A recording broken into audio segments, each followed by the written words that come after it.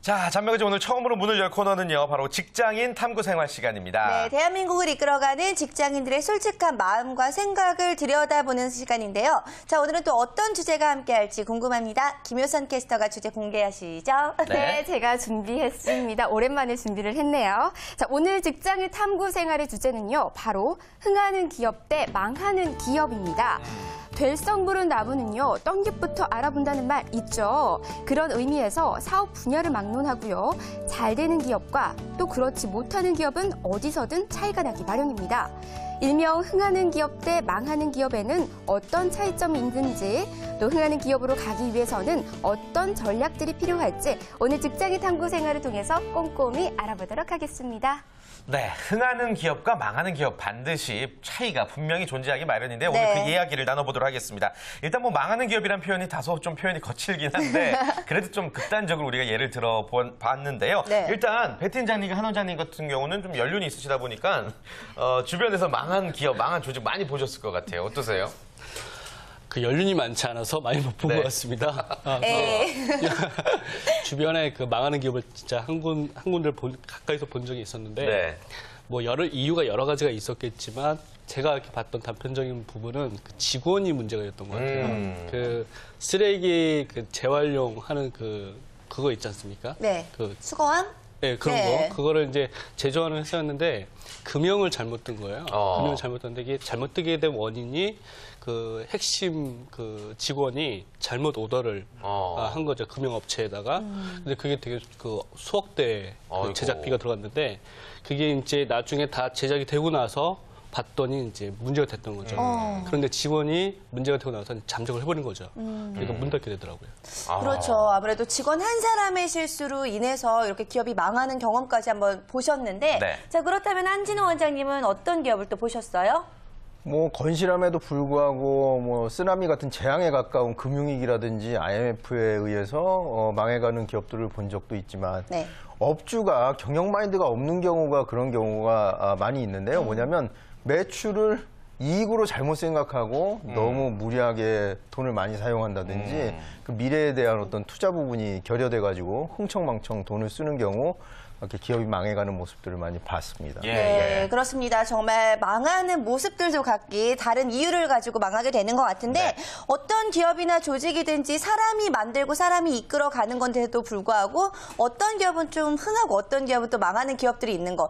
요거 참 신기한 이론인 것 같은데 이재현 컨설턴트가 이제는 좀 입을 떼셔야 될 것 같아요.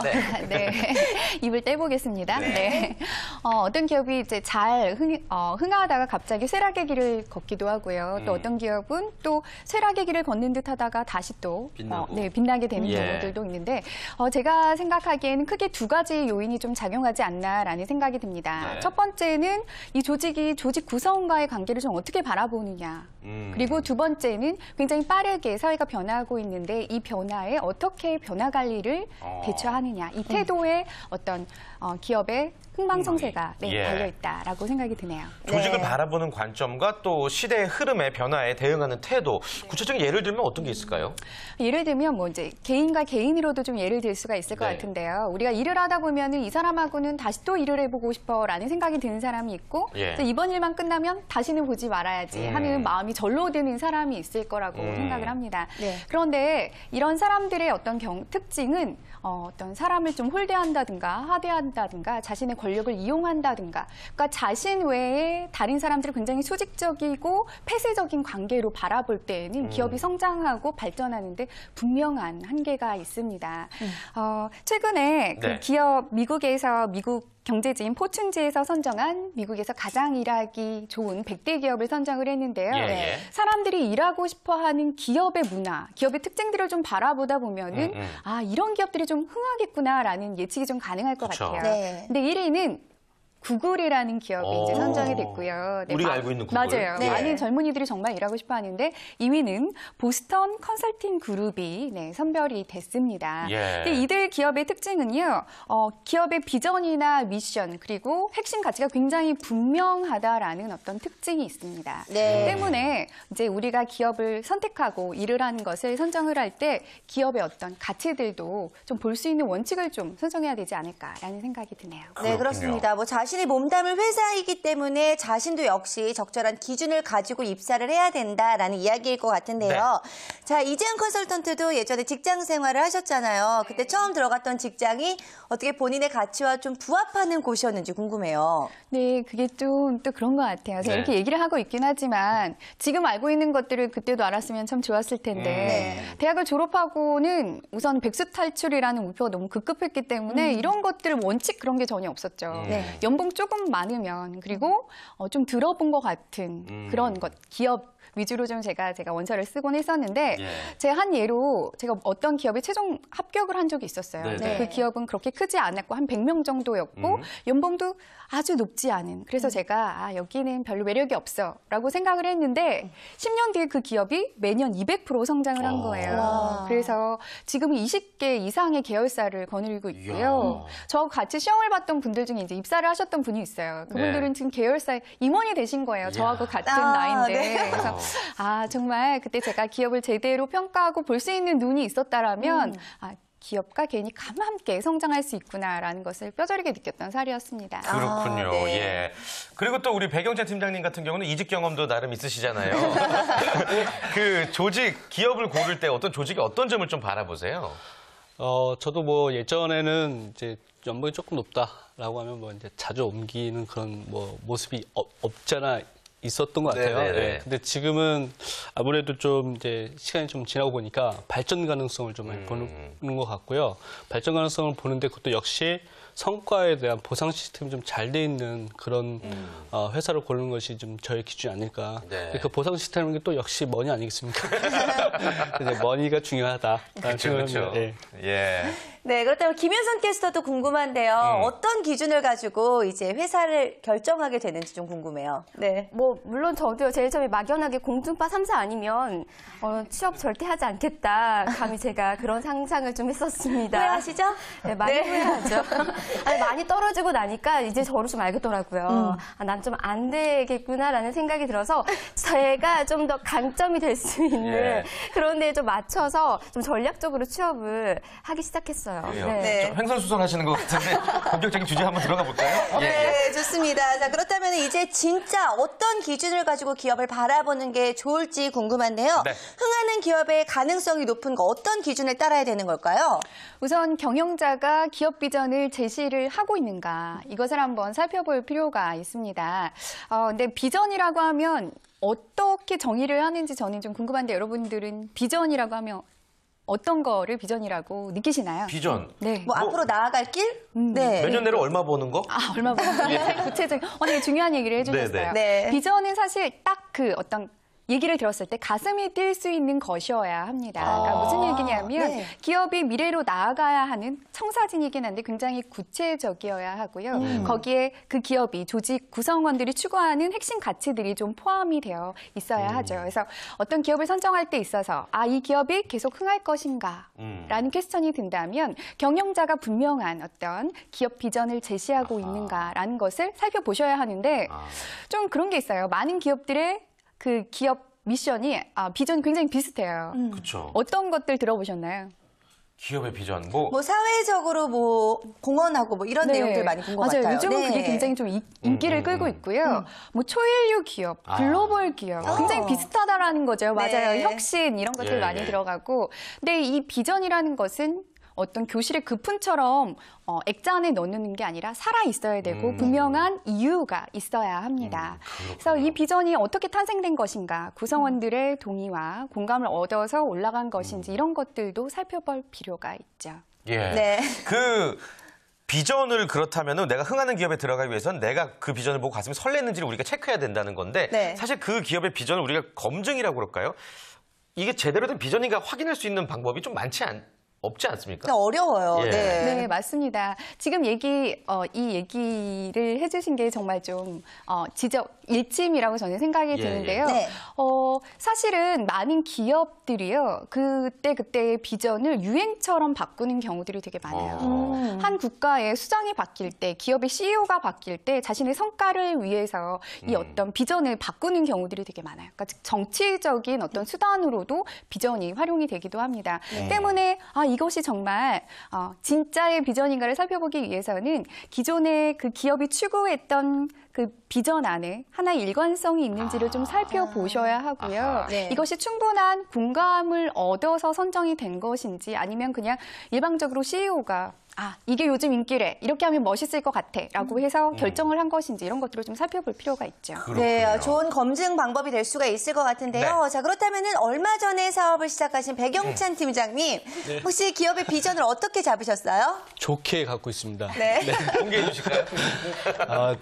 이거 회사 홍보가 되는데, 네. 저희 머니스토리랩은요, 이 땅에 네. 그 금융 전문가를 배출하는 게 저희 그 목표입니다. 그리고 일반인들이 있잖아요. 일반인들은 금융 전문가 아닌데 일반인들을 그 금융 지수가 영재 수준까지 끌어올리는 것이 저희 기업이 추구하는 목표 중에 하나입니다.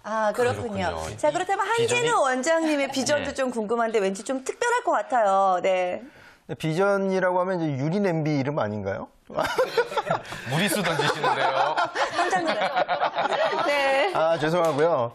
우리 한의원에서 이제 비전이라고 하면 이제 동네 의원으로서의 역할, 그 다음에 특화 질환, 제가 이제 주로 보는 구안화사라든지 비만이라든지 이런 면역 질환, 그 다음에 이제 더 나아가서는 집단 진료 체제, 저 혼자 진료하는 게 아니라 여러 선생님들, 각 분야에 잘하시는 선생님들 모셔놓고 같이 진료하는 이런 체제로 나가는 것이 저의 이제 목표가 되고 비전이라고 말씀드릴 수가 있겠죠. 그렇군요. 네. 아무튼 여러분들이 흥하는 기업에 입사하기 위해서는 그 회사의 비전을 보고 가슴이 설레느냐를 체크하셔야 될 것 같고 네. 그 비전이 오래전부터 일관성 있게 유지되느냐 여러분들 체크하셔야 될 것 같습니다. 네. 자, 흥하는 기업을 구별하는 두 번째 기준은 또 뭐라고 생각하십니까?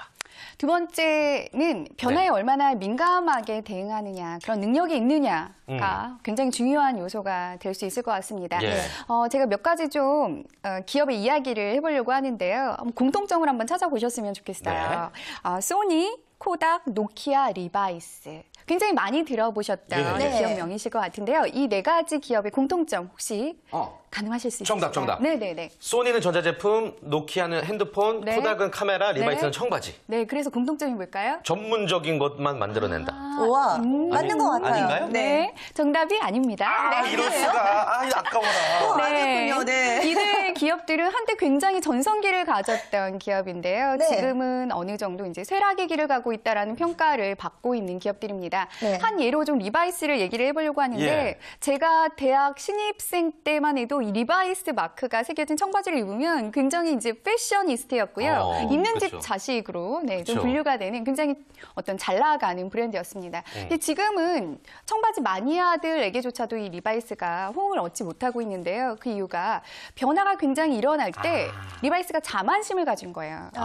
우리는 청바지 업계 일이야. 사람들이 우리를 너무 좋아해줘. 그러니까 지금은 좀 외면을 받더라도 다시 우리 거를 좋아해 줄 거야. 돌아올 거야. 라고 믿고 자만을 하고 변화에 대처를 하지 않았습니다. 네. 그랬던 기업들이 서서히 이제 쇠락의 길을 가는 경우들이 있죠. 하긴 코닥 카메라 쓰시는 분들도 네. 요즘 없고 노키아 네. 핸드폰도 옛날 얘기고 그렇네요. 네, 그렇습니다. 얘기를 듣다 보니까 아무래도 자신의 경쟁력도 중요하지만 기업의 경쟁력과 함께 또 비교를 해봐야 되는 것 같은데 이런 작업 자체가 사실 일반 사람들에겐 좀 쉽지 않은 일인 것 같아요. 맞아요. 네. 우선 인간이라는 존재는 변화를 되게 싫어하는 존재입니다. 그래서 7시에 일어나다가 6시에 일어나는 것도 너무 저항이 생기는 그런 존재인데요.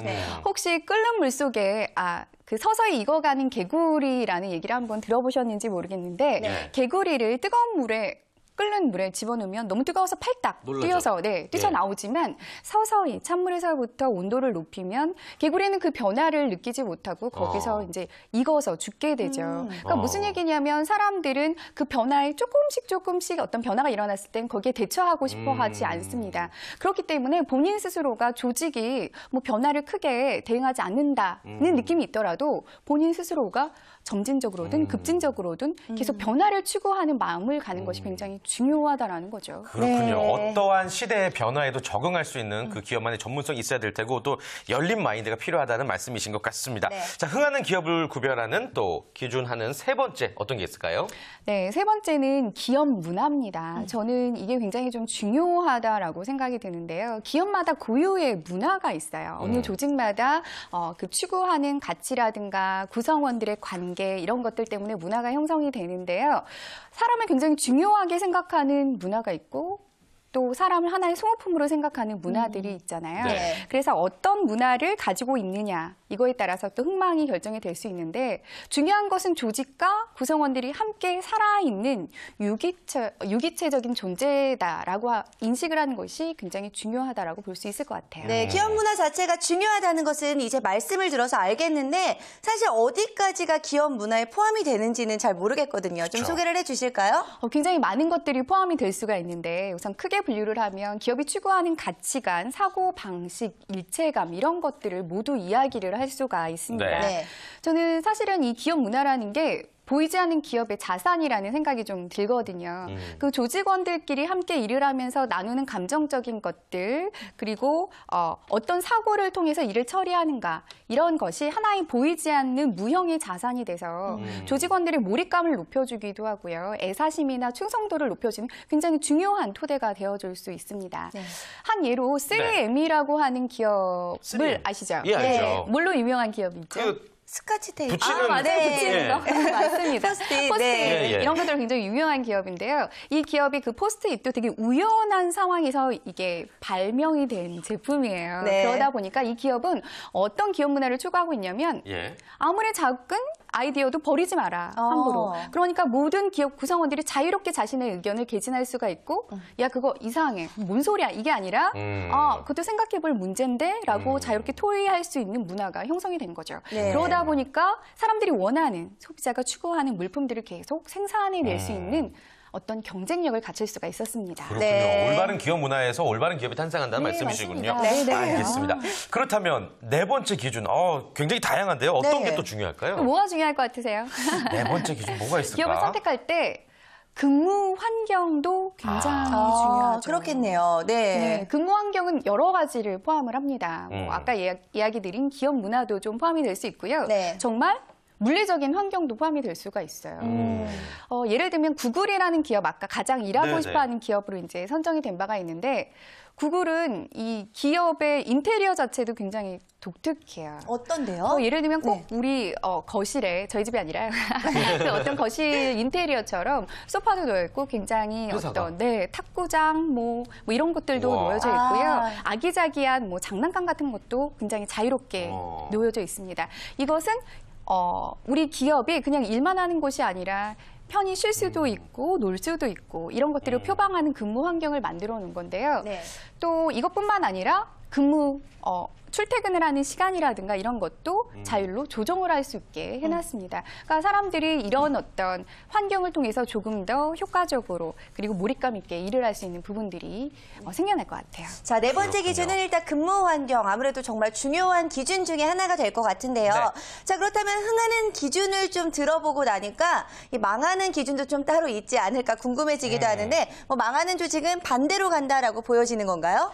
네, 그렇죠. 지금 얘기해드린 것이 없는 기업이다라고 생각을 하시면 될 것 같고요. 네. 조금 더 구체적으로 좀 예시를 드리면 좀 공감이 많이 되실 것 같아요. 네. 얼마나 많은 것들이 좀 포함이 되어 있으신지 한번 살펴보시면 좋겠는데 네, 네. 회사 흥망 판별법이라는 제가 책에서 한번 인용을 해봤습니다. 네. 첫 번째는 망하는 회사의 특징은 채용은 설렁설렁하지만 해고할 때는 머뭇거린다. 이게 무슨 얘기냐면 객관적인 검증 없이 인사를 한다라는 얘기가 되겠죠. 네. 두 번째는 술자리 예절은 깍듯한데 회의 때 하급자를 윽박지르거나 이 업무 예절은 굉장히 형편없다. 그러니까 어떤 놀고 마시는 문화만 발달이 되어 있다라고 볼 수가 있을 것 같고요. 세 번째는 회식 자리가 잦지만 상사가 하는 말에 고개만 끄덕이고 애꿎은 술만 낭비한다. 대화가 없다는 얘기가 되겠네요. 네, 그리고 회식 자리가 생산적으로 활용이 되고 있지 않다라는 얘기가 되겠죠. 네. 예. 또 네 번째는 자금 상황이 어렵고요. 많이들 공감하실 텐데 회계가 숨길 게 많다 보니까 자금이나 회계 관련 부서의 파워가 세질 수밖에 없습니다. 그리고 5번째는 모든 것을 말로 해결하려고 하죠. 그러다 보니까 임기응변이나 입씨름이 능한 탤런트들이 권력을 가지고 판을 치는 맞습니다. 네, 이런 부분들이 형성이 되고요. 그리고 사장이 늘 바쁜 특징들이 있습니다. 조직 구성원들에게 리더십을 나눠주는 형태가 돼야 될 텐데 모든 걸 자기가 하려고 하는 거야. 그래서 접대비, 복사, 그리고 결제까지 모두 본인이 하는 특징들이. 이런 분들이 있어요. 네, 그러면 조직원들이 클 수가 없어요. 역량을 키울 수가 없고요. 장기적인 경영 전략보다는 이면제 아껴쓰기, 30분 일 더하기, 사소한 이런 변화들에 목숨을 거는 또 문화들이 나타나고 있습니다. 그리고 일보다는 주식 투자에 열중해서 사내에 투자 성공담이 떠도는 이런 것들 많이 뜬구름 잡는 얘기만 하는군요. 그 점심 때 고객들을 만나지 않고 직원들끼리 식사한다. 그리고 전화벨이 아무리 울려도 아무도 받지 않고 자기 일들만 한다라는 구체적인 특징들이 나타났습니다. 뭐 대체적으로 이런 특징이 있다라는 거니까 뭐 경영자 입장이나 직원분들의 입장에서도 이렇게 타산지석 삼아서 이런 이야기들을 잘 귀 기울이셔야 될 것 같습니다. 자, 오늘 흥하는 회사 대 망하는 회사에 대해서 이야기를 나눠봤는데요. 이재현 컨설턴트께서 마지막으로 종합 정리를 한번 해주시죠. 네, 오늘 조직에 대한 이야기를 했는데 사실 이 조직을 또 구성하는 작은 단위는 개인이잖아요. 그러다 보니까 조직의 발전이 먼저 할 것이냐, 개인의 발전이 또 먼저일 것이냐 이걸 한번 생각을 해봤으면 좋겠고 사실은 이 둘은 굉장히 유기적으로 연결이 되어 있다라는 거죠. 그래서 내가 속한 이 조직을 조금 더 흥하게 하고 싶다라는 생각이 드시는 분들은 개인의 경력 관리라든가 자기 개발 그리고 조직원 구성원들끼리의 어떤 융화 이런 것들을 먼저 개발해 보시면 조직이 또 절로 흥하지 않을까라는 생각이 듭니다. 네, 좋습니다. 다음 주에도 직장인 탐구 생활 계속 되니까요. 많은 기대 부탁드리겠습니다.